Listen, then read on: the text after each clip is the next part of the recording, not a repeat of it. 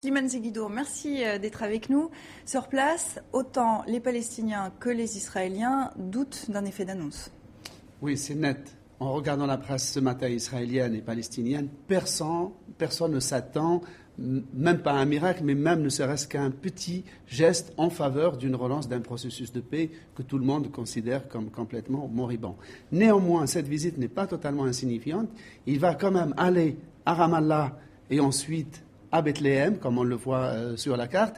Il ira en hélicoptère, malgré que la distance soit très courte, quelques kilomètres, mais il pourra quand même, avec l'hélicoptère, voir les colonies qui parsèment les territoires, on va le voir sur quelques photos, et le mur qui enserre à la fois et Ramallah et Bethléem.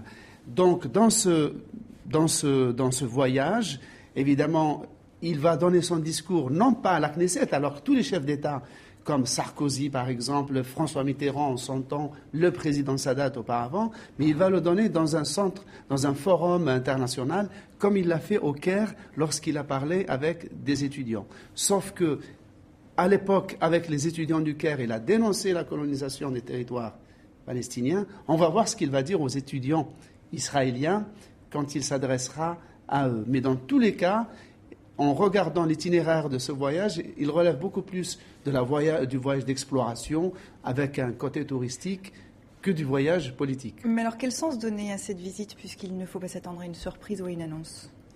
Alors, d'abord, rappeler que l'Amérique est là. D'autre part, il va rencontrer le gouvernement israélien qui renferme le plus grand pourcentage de leaders ultra, de députés pro-colons, avec des ministres comme le ministre de la Défense, Moshe Ayalon, qui par exemple sont des gens qui sont d'accord, qui sont prêts à frapper l'Iran et qui commencent à pointer la Syrie comme un danger potentiel avec la nécessité d'opérer des frappes préventives. Alors vous imaginez si Israël se lance dans une aventure militaire contre l'Iran ou alors contre la Syrie, le désordre, le supplément de désordre que cela doit ajouter dans une région où l'Amérique a du mal à retrouver ses anciens alliés, puisque l'Égypte est en plein chambardement, la Jordanie est extrêmement menacée, les pays du Golfe, n'en parlons pas.